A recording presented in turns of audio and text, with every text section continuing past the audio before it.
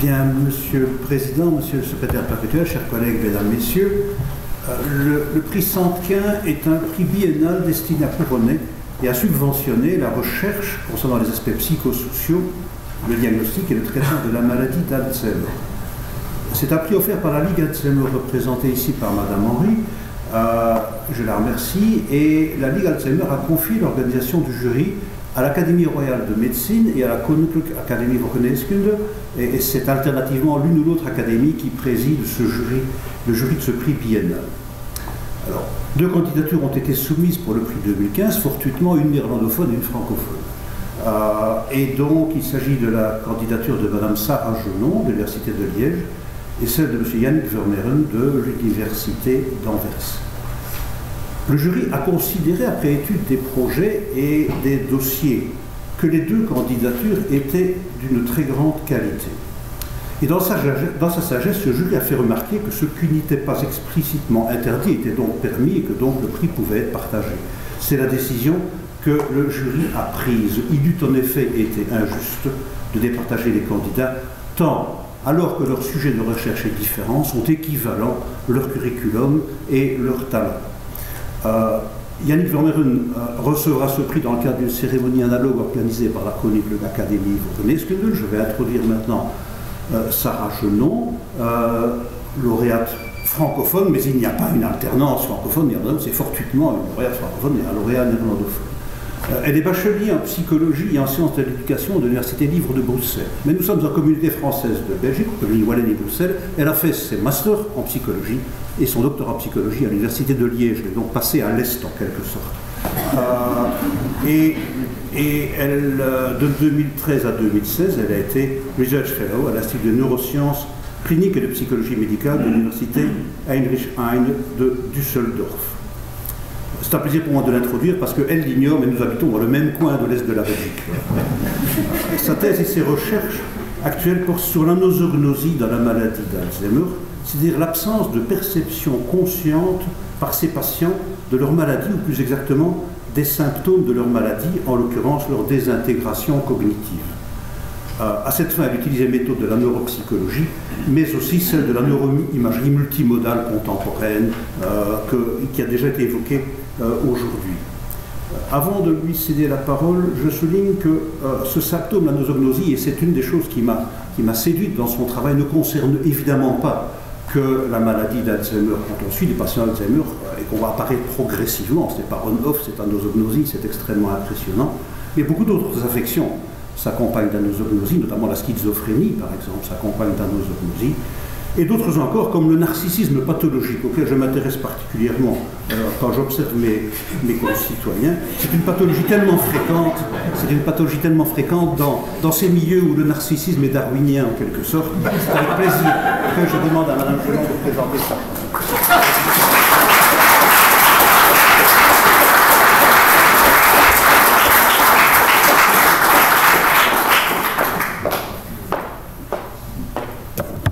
Je voudrais d'abord remercier bien sûr le professeur Moonen pour son introduction vraiment très intéressante et divertissante. Et je voudrais également remercier bien sûr les membres de l'Académie royale de médecine qui nous ont accordé le prix Sandquin, qui récompense donc nos travaux sur l'anosognosie dans la maladie d'Alzheimer. Donc comme M. Moonen l'a dit, beaucoup de patients Alzheimer, une grande partie des patients Alzheimer n'ont pas conscience de leur maladie et des perturbations qui y sont associées, telles que les perturbations de mémoire, les changements de personnalité ou des troubles de l'humeur comme la dépression, l'apathie, l'irritabilité. Et nous nous intéressons donc à ce phénomène, mais d'un point de vue psychocognitif. Lorsque l'on considère les processus psychocognitifs qui interviennent dans notre évaluation de notre propre fonctionnement en général au quotidien, il y a 2 facteurs très importants qui sont l'ensemble des souvenirs liés à soi, c'est-à-dire l'ensemble des informations que nous possédons en mémoire par rapport à nous-mêmes, mais également toute une série de capacités, tout un ensemble de capacités de jugement. Et nos travaux se sont particulièrement intéressés à ces 2 aspects psychocognitifs Alors, il faut savoir que dans le système cognitif humain, le soi a un statut privilégié. Et cela s'observe notamment par l'effet de référence à soi, qui réfère au fait que nous avons une bien meilleure mémoire pour des informations qui ont été associées à nous-mêmes que pour des informations qui ont été associées à quelqu'un d'autre. Nous avons dès lors investigué cet effet de référence à soi chez les patients Alzheimer et chez des personnes âgées contrôle, donc c'est-à-dire des personnes âgées normales, sans pathologie Alzheimer. Et nous avons trouvé que les personnes âgées contrôle présentaient un effet de référence à soi en mémoire. C'est-à-dire que leur performance de mémoire était bien meilleure pour des informations qui avaient été associées à elles-mêmes que pour des informations qui avaient été préalablement associées à quelqu'un d'autre. En revanche, l'effet de référence à soi était altéré au sein de groupes de patients Alzheimer. Donc, il semble donc que les bénéfices, le privilège cognitif du soi soit partiellement aboli dans la maille d'Alzheimer. Nous sommes alors intéressés aux substrats cérébraux de l'effet de référence à soi chez les patients Alzheimer et nous avons trouvé une relation significative entre la diminution de l'effet de référence à soi chez les patients Alzheimer et la diminution du volume de matière grise au niveau du cortex préfrontal latéral. Or, la littérature scientifique suggère que ces régions du cortex préfrontal latéral soutiennent toute une série de processus de gestion du flot d'informations que nous avons, et notamment la gestion de nos processus mnésiques. Par exemple, la vérification de l'exactitude des souvenirs que nous récupérons, parce qu'il faut savoir que notre mémoire est inexacte, mais nous pouvons engager une série de processus pour vérifier l'exactitude des détails des souvenirs que nous récupérons.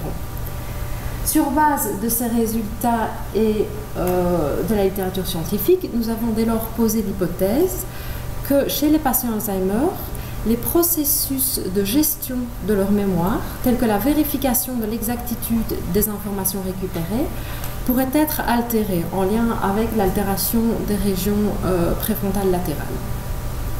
Et dans une étude récente, nous avons trouvé des résultats qui supportaient cette hypothèse, puisque nous avons observé que les patients Alzheimer présentaient un sentiment de confiance pour des souvenirs liés à eux-mêmes erronés, inexacts ou incorrects, si vous voulez.